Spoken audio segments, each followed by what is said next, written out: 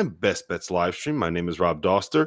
That gentleman you see over there, the one and only Jeffrey Goodman. Jeff, what's going on, man? We had a wild Tuesday night in college basketball. No, it was insane. I mean, absolutely insane. Cool night, though. I mean, again, interesting night. Obviously, Baylor starting it off with like a late matinee action in which they pulled out a huge win and won the Big 12 regular season title for the first time since I don't know. It seemed I can't believe they won. 71 years. 1950 was the last time they won. 1950. Jeff, you were only 8 years old in 1950. Southwest Conference. Kudos to the Baylor team. Kudos to Scott Drew, Jerome Tang, the rest of that staff, because what they have done there is nothing short of miraculous. As Seth Davis said, arguably the best rebuilding job in all of sports. I'm not sure I'd put it that high, but I quibble with that. Yeah, I'm with you. No, but here's why. I don't think that it's a rebuilding job. You have to have something there to rebuild. What was that? They haven't won a conference title in 71 years. What is he rebuilding? He is building. No, they just did one heck of a job. And again, we won't go through too much of that. We'll circle back, but I think the biggest thing there's lots we have to get to, but the big thing is we got to talk about what happened with Greg McDermott right off the top. Yesterday, around 5:00, he released a statement addressing something that both of us had heard about and had been kind of floating around college basketball circles for a couple of days. It was after the loss to Xavier on, I believe it was Saturday. In the locker room, what he said, this is what he said in his statement. While he was trying to make a point in the post-game locker room, he said, quote, "Guys, we got to stick together. We need both feet in. I need everybody to stay on the plantation. I can't have anybody leave the plantation." He continued in that statement, "I immediately recognized my egregious mistake and quickly addressed my use of such insensitive words with the team. I've never used that analogy, and it is not indicative of who I am as a person or as a coach. I am deeply sorry." He also met with the team. He's met with administrators. He met with his athletic director and the president of the university.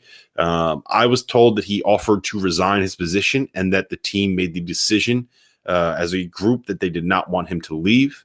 But it's very, very bad. Like the Pat Chambers at Penn State lost his job for saying something very similar to this, that was right along these lines. It was just as racially insensitive. And I'll be honest, I'm pretty surprised that McDermott is going to be coaching tonight against Villanova. Yeah, listen, I'm a little surprised he wasn't suspended for this game as well. There was a statement that came out from assistant coach Terrence Rancher after that, who's a part of the coaches for action that was put together this past summer, and part of it I'll read is he said, "Let me address what Coach McDermott said. I'm deeply hurt by his words. While my relationship with Coach has been positive, I've never witnessed any racist energy from him. What he said was wrong and insensitive. Plantation had a dark and hurtful history in our community and cannot be overlooked." Listen, he's right. And I've talked to numerous people in the last 12 hours that are close to Greg McDermott, and I've known Greg for a long time, probably almost 20 years. And obviously, listen, he was completely in a dark place over these last few years and regrets saying these words, but ultimately he said them. And you have to be accountable for that, right? You have to be accountable for that. The word plantation should not be used in that context or any context right now. I've never witnessed, that's all I can say. I've never witnessed any racism being around Greg McDermott. And you know how close I am with Doug McDermott. Like, honestly, one of the best kids I've ever been around in all my years of doing this. And I've been around that family. And again, I have never seen anything. That's all I can attest to, right? I mean, the key here is how are the players reacting to this? And again, I spoke to somebody very close to the players, and they say that they're behind him. Now, are they concerned? Do they trust him completely right now? There's a few of them that don't. But ultimately, they were behind him enough to say, we do not want him fired.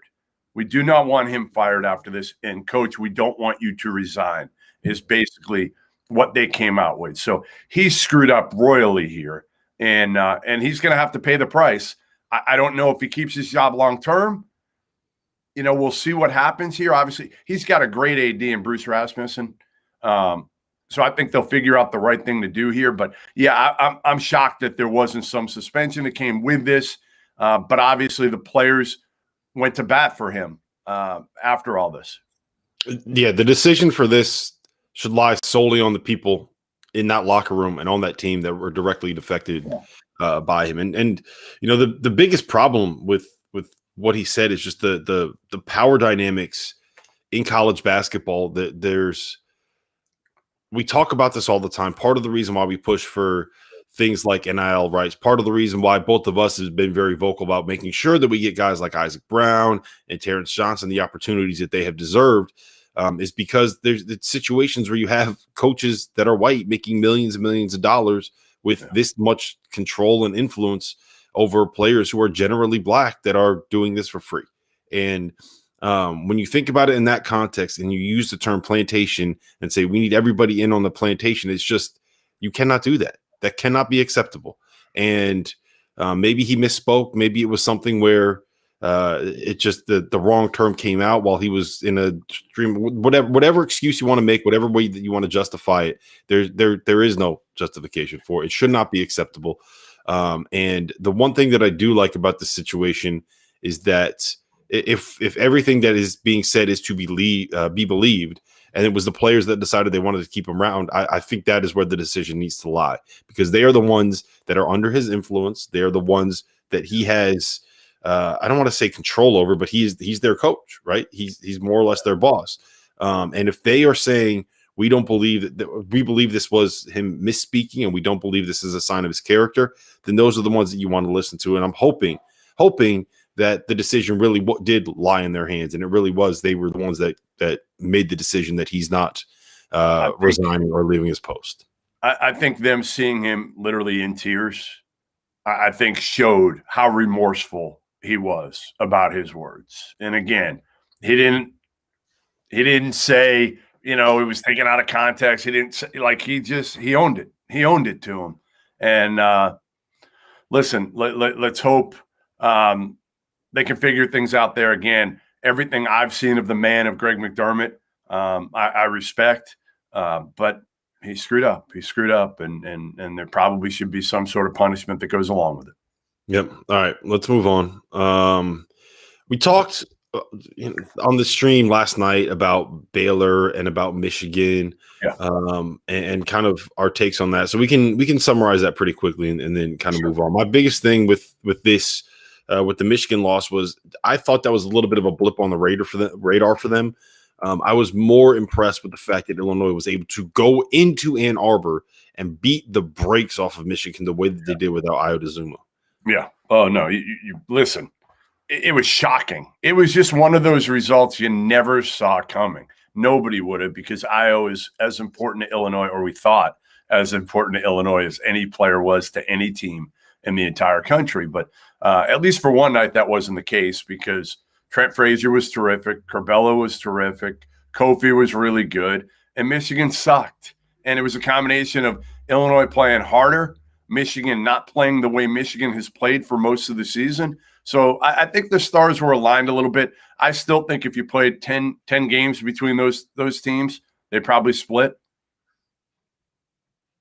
Yeah. I was very impressed with the defensive game plan that Brad Underwood rolled out. And we talked about this last night stream, but the decision that he made to kind of overplay again, you know, that's really what his style has been. And they haven't done that as much this season. They've been a little bit more of a team that's kind of packed it in just to kind of protect Kofi Coburn. You know, he's not a guy that you want running around on the perimeter. So I thought the decision to overplay passing lanes and keep the ball on one side of the floor and take Michigan out of what they wanted to do offensively might have given a little bit of a playbook to some other teams in the country. You know, at the end of the day, when you do that and when you overplay like that, when you isolate players, that's kind of what teams like Florida State do and Baylor does to a sense, and it forces you to try to beat them one-on-one. You have to have one-on-one playmakers to be able to beat people. And right now, Michigan does not have a ton of those. You don't want Mike Smith trying to go one-on-one against Big Ten defenders. That's not their game, right? You don't want Eli Brooks trying to go one-on-one against people. You don't want to have to rely on Franz Wagner to be your primary source of shot creation. Yep. So to me, I think that was a very well devised game plan from Brad Underwood. I thought it was incredibly executed by the Illinois players, and it just looked like it was one of those things where Michigan was like, holy shit, what are they doing? I've never seen this before. I have no idea how to play basketball anymore. Yeah, listen, I mean, again, Underwood, you got to give him credit. You got to give his players credit for coming to play in that one. But I think it's almost easier then, right? I mean, everybody's telling you have no shot to win.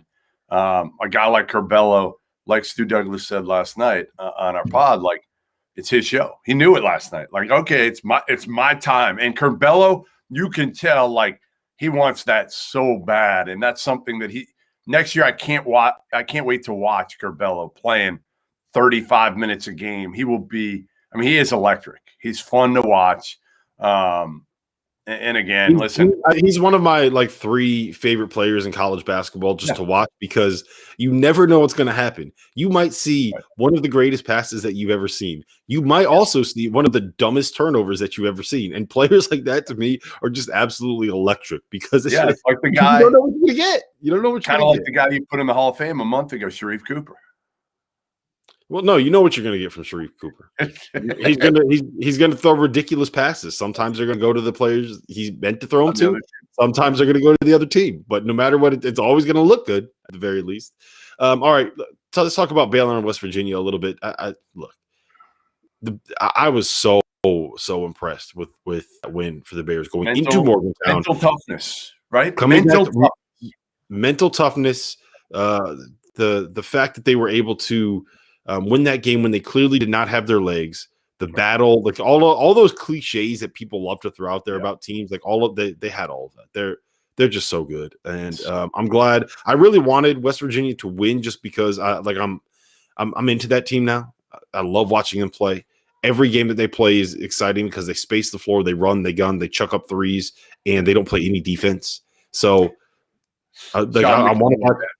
So I thought Sean McNeil put the game away. I was like, there's no way Baylor's coming back from this because, again, West Virginia took the lead, and you're like, Baylor really isn't going to have their legs. They're not going to have their legs. They kind of fought through that game and hung around, and you just didn't expect Baylor to be the one with more in the tank, and I don't think it was more in the tank physically. I honestly think it was like mentally. That's where they won the game. Yeah, and here's the thing that's most impressive to me. We were just on our group chat with Gary Parrish and Borzello and Norlander. We were just talking about how who are our All-Americans, who are like our top 10 for National Player of the Year, and all of us had Davion Mitchell and Jared Butler in that list somewhere for like All-Americans and top 10 players of the year, right?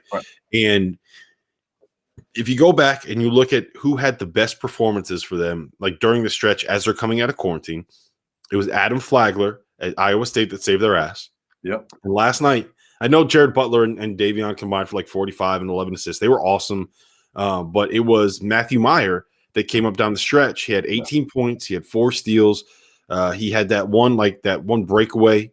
I think he hit 2 threes and he had a runner in like the final 3 minutes that kind of brought Baylor back from that hole. So the fact that they have all of these guys that are coming off of their bench that can step up and make these huge plays on a team that has like 3 dudes that are going to play in the NBA, it's really impressive. That was a really, really impressive win. It is. Listen, Baylor just they needed it for and Jared Butler said this afterwards. He said basically, we needed this not just for the Big 12 tourney, but like for our psyche. For our psyche, we needed to win this game. We hadn't lost the game in like a year. And it hurt. It was tough to deal with. And I think they knew, like, if they lost that one last night, how would that affect them mentally in questioning themselves now? And again, like I told you, I think yesterday, the goal for this team after letting it slip away a year ago, the Big 12 regular season title, that was like the main goal for everybody other than Mark Vidal. Like everybody else in the team was like, we got to win the Big 12 regular season title. We screwed it up a year ago. We got to get this thing this year. And they did. So congrats to them. All right, next thing that we have to talk about from last night. Do we have to go into Duke again a little bit? I think. Let's just kind of go into so Duke lost to Georgia Tech. Yep. Michigan State beat Indiana. Those were kind of like the bubble-licious games, I guess, so to speak. Yeah. Both of those teams are kind of right on the cut line. For my money, I think that Michigan State is more or less in. They have to win like at least one more game, whether that is beating Michigan in one of these two games or winning a game or two in the Big Ten tournament if they get swept by Michigan. But I think that they are in a very, very good place right now, considering where they were before. I think Indiana is out. Duke, I thought they had to win 2 of the 3 down the stretch of the season. Louisville, Georgia Tech, and North Carolina. Now I think they got to beat North Carolina and win at least 2 games in the ACC tournament. They got to beat Virginia. They're probably going to get maybe. I thought last I looked was like maybe a Virginia. Now it may be even. Shoot, I don't even know what it is now. With them losing, I think they're like in the mix to play like a Virginia in the second round. But I think they might have to play like an NC State or something in the first round. So you got to win that game. You got to win a couple. You got to make a run in the ACC tournament. Do you want them in or no? Do you want Duke to get in the NCAA tournament? Very much so. I want to see him in the first 4. Do you know how you've been beating this drum for a while? Like I want Duke, Michigan State in the first 4. Right. That would be awesome. I don't care if they play in the Champions Classic. Like screw it. We don't care. Just put them both in if they're close and play them against each other. And honestly, your ratings for that game will be tremendous. Well, I mean, I think that's one of the things that we kind of run into with the NCAA tournament is they try to like avoid these made-for-TV matchups and like, we got to have some kind of justification for all this, blah blah blah blah blah. But like, they don't. It's an entertainment event. Like, give us what we want to see. Yes. Give us Purdue or give us Michigan State or Rob, do this. Give us Duke and Michigan State each against like a really good mid-major. That I've said that throughout. I've said the first 4 should be high major against mid-major in those 2 matches. I disagree with you on that. I think in that one I agree. Like if you're going to put Duke versus Michigan State, I'd rather see that. What I'm saying is if you're not, do you want to see? I mean, give me another high major that might make it now. Here's the Georgia Tech and Indiana. Like those 2 are kind of in that range. North Carolina's in that range. I mean, UConn is honestly probably in that range. Seton Hall's in that range. What I've always wanted for the first 4 is to have it be the last 8 at-large teams, and instead of having the committee make the decision where it's like, okay, here's our cutoff, here's who's getting in, let them play for it. You can, if you're not one of the 68 best teams and best profiles, like you're not getting snubbed, right? So, but the only problem with that is that winning a first 4 game counts as a win share in the NCAA tournament, which is very, very, very good for some of these low major leagues in terms of money coming into their athletic departments. So I think those low major teams don't want to change that. And if they're not voting to change it, then you're damn sure not going to get the votes from the high majors to change it if they can just get into the tournament instead of having to play in the first 4. So it kind of is what it is. Are you in on Georgia Tech being in the tournament? Yeah. The face shield deserves to be in there because, again, it's crazy what he did that nobody else did prior to the start of the season. I mean, they lost games to what? It was Mercer and like Georgia State because they weren't practicing contact because Josh Pastner was more worried about his kids than anything else. And he overreacted. We've seen that now. But ultimately, he was looking out for his kids, didn't go contact in practice leading up to the season. And they lost 2 games that honestly, I'm not going to say should be thrown away, but shouldn't be counted nearly as much. I'm going to go by the Dauster theory there of late November games. Well, I mean, here's the thing. I think that they should count for NCAA tournament standing, but you should the committee, I think, should make sure that they understand the context around those games. Same way that you got to understand the context of like UConn losing when they don't have James Bouknight or Oregon getting beaten when they're coming out of their COVID pause. Like you have to. It's going to be very difficult. I don't envy the decisions that the committee has to make this year at all, but I think it's very important to understand the context around a lot of these things that happened this season. A lot of them out of the control of the players themselves. Last thing that I do want to note, actually 2 things. One, Xavier and Boise State losing. I think Boise State's off the bubble at this point. Yeah, I do too. They're out. They're out of the outliers. Yeah, Xavier, Boise State lost at home to Fresno State, which is that's bad. That's real bad. And then Xavier lost to help me out. Who did they lose to? Georgetown. At Georgetown. Yeah, at Georgetown. So I still think Xavier's in the picture. Their profile's a little bit better than people realize, but that's not a loss that you want to be taking if you are if you are. I just love this next week or two because again, to me, this is where like you said, Boise, you have one bad loss. Somebody else kind of comes up from further back, whether it's you look at some of these teams, Richmond, I don't know who they're going to beat that would get them up there, but so like Indiana, if Indiana goes in a run here, by the way, Rob, if they go in a run and play in the Big Ten tournament championship game, could they make up ground and be back in? Absolutely. Yeah, but they're not going to do that. Agreed. I'm just saying there may be some crazy shit this year. There may be some crazy shit with some of the conference. I'm not saying Indiana's going to do that, but somebody. Indiana's not going to do that. I think they're even going to beat Purdue, who I do want to at least mention Purdue after starting out the regular season or the Big Ten season 7-5 has now won. What are they at? 13-6 now. They've been great. They got talent, man. Like they're young talent. Whew. Purdue's going to be good. Yeah, they're going to be really good next year. I think they're going to be like one of the teams where I'm just kind of like, all right, yeah, pencil them in. They're going to be top 3. Painter. Right. You go Painter plus talent, and it's like, all right, like I'm in. Like that's what we used to say. Like every year. So good. I've made this point over and over and over again.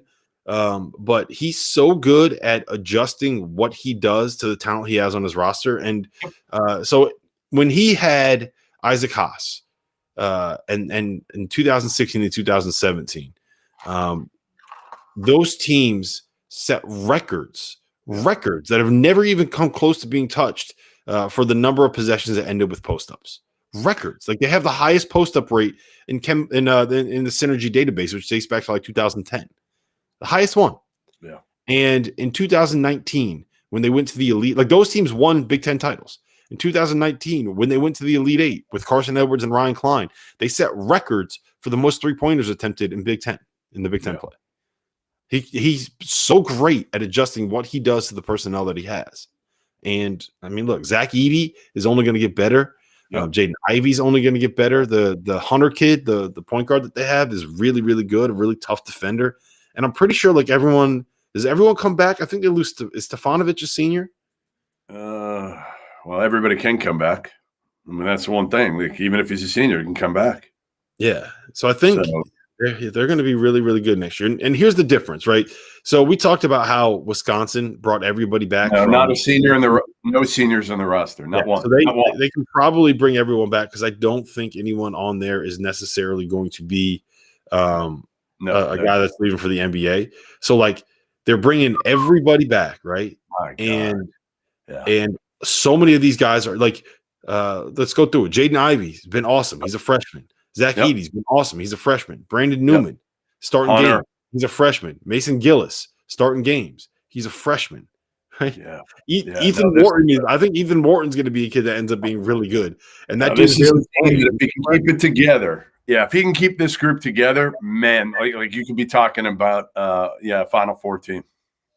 Yeah, it's nice that he, after all those years of having to deal with guys like Robbie Hummel and Raphael Davis, it's nice that he finally has a team with some talent on it, some guys that can win. Some guys that can win on it. Coachable. Yeah, Robbie Hummel. Right, let's move on Robbie Hummel is not coachable. All right, we got to talk about it. It starts off. Do you know that we have games in 1 hour and 25 minutes? Yeah, I already got my pick in. I'm going to put it. Actually, I'm going to put it in BetSports right now. St. Joe's? Yeah, listen, do you really think I'm going against my boy Ryan Daly? Do you think I'm doing it? The whole reason we call you good man, bad info is because you went against Ryan Daly and you lied to us and said that he wasn't playing. Awful. That was still like it came straight from Ryan Daly. Like that was as bad as that was worse than that dude from that broke the news about Ayo Dosunmu. That was awful. Who was that? What was his name? I don't remember. It was like the weirdest name. I don't even know what he was. It's probably not his name, obviously, but yeah, that was bad info. Bad info. Good man, bad info. Yeah, I'm going St. Joe's right off the bat. They're giving 2 to LaSalle, and it's a 11 a.m. start in the A10 first round. And yeah, I got to find out where it's on TV because I got to watch my boy Ryan Daly at 11 a.m. All right, the best game of the night. Can we start with Creighton Villanova? Since we started there to open this and everything that's going on, swirling around that program right now. And I just don't know how with this distraction, this is going to pull a team together tonight against the Villanova team. It hasn't been great lately, but it's still Villanova with that culture. What Villanova we know is unified and strong. And Creighton right now is fractured. And the one thing I was kind of hoping to see for Greg McDermott's sake or for Creighton's sake was the players publicly support him. And they didn't do that last night. They didn't do that to my knowledge. And I still think they are fractured a little bit. I think some players are completely behind him and other players still aren't sure. And Villanova's given 4.5 here, 8:30 game on FS1. And I'm going to take the Wildcats here. I'm going to take the Wildcats and I just don't know if Creighton's going to be able to rally and beat a Villanova team that also is kind of a little bit like trying to find its way right now, right? I mean, we've kind of not given up.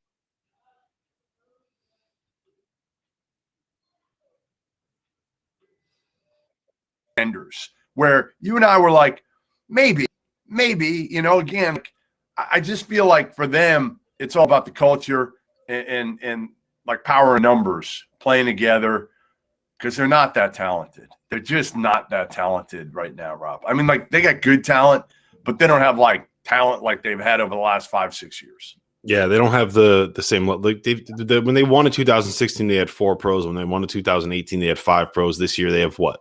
1 pro. And is it I think it might be senior night for Joe just said it's senior night for for it all lines up. That'll matter. Like I think 4.5 is not enough. There are a couple other games that I do like. You obviously know that I'm going with UConn in this spot, laying a 1.5. I just after seeing what they've done the last 2 games, I'm just expecting them to kind of jump all over a Seton Hall team that I can't. I don't see it. I want to buy into Seton Hall. I haven't been able to do it all season long. Love Sandro. Not a great matchup for Sandro against UConn's got like 17 different bigs. Some of them can move their feet. And it's tough. We'll see how that ends up playing out. But I'm trying to stay on the buy low on UConn bandwagon for a while. And we'll see how long that works out. And if that ends up burning me, it is what it is. I also like, what do I have here? Colorado State laying 17.5 on Bet Rivers right now. What I love about them is that New Mexico they just fired their coach. Like New Mexico's had it as bad as anyone this season. They had to leave their state to practice.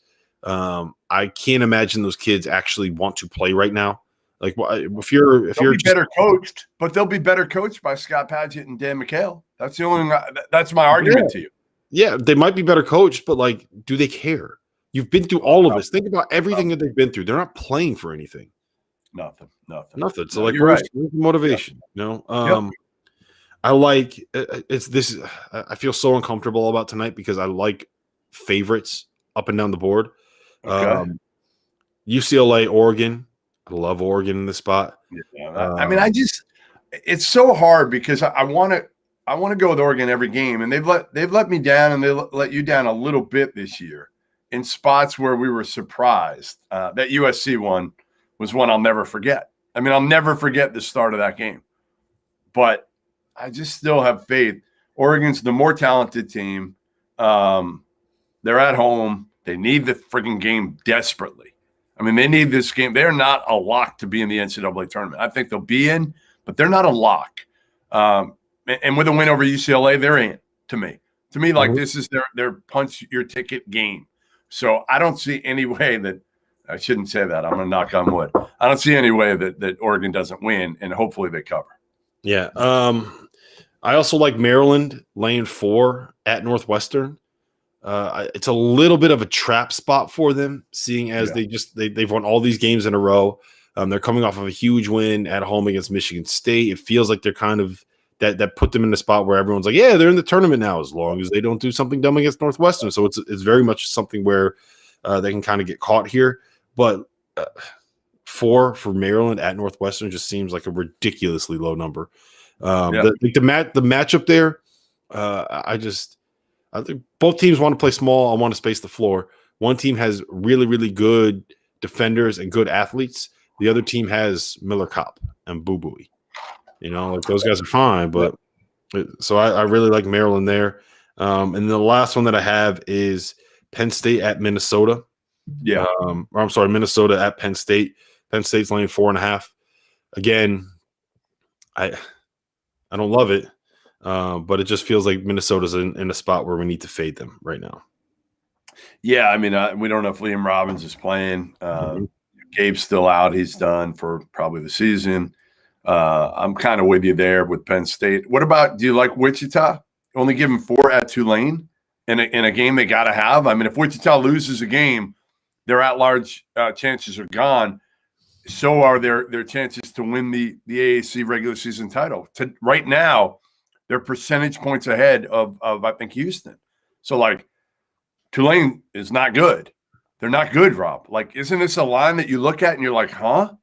I honestly did not even see that game on the schedule until you mentioned it. Am I wrong?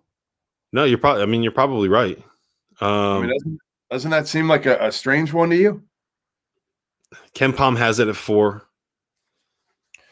Well, Kenny's not always right, No, I know he's not always right. Tulane, in case you're wondering, is 9-11 and 4-11 in conference play. Oh, I know. Like, I don't hate it. I don't hate it. It's another one, another small favorite that we're on, and it just feels like those are the worst things. And I kind of like Syracuse, by the way, against Clemson at home. I just feel like Syracuse always makes things interesting. Always at the end. They're going to put themselves in the bubble. They're going to get in the first. Like, can't we just put them in the first 4 now?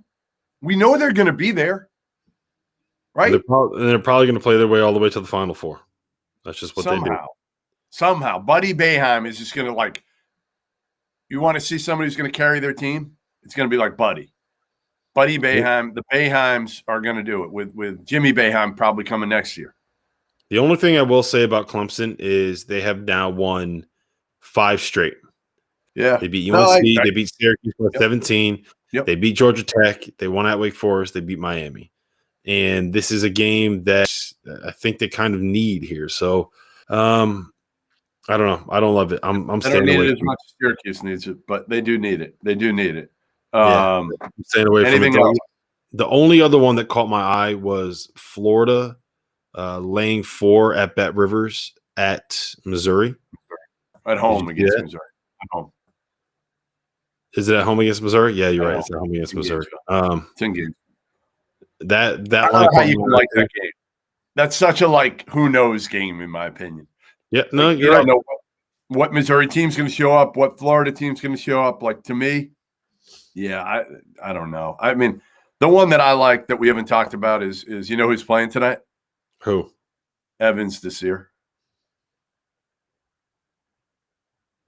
Of course, you're taking them. Yeah, I mean, listen, they're getting 3.5 against NC Central. Like, I know your boy Lavelle Moten can coach, but they had it rough this year. And my boy Evans this year, he's in shape. I don't know if you've seen him. He's ready to go now. He is ready to go. He's been playing all year, getting some key minutes, and I think he's going to take it to NC Central. Yeah, so I'm logging in all my picks right now on BetSperts. I'm not following you on your boy Evan Desir, but I have everything else in there right now. This was fun, Jeffrey. We will see everybody again for tomorrow's stream.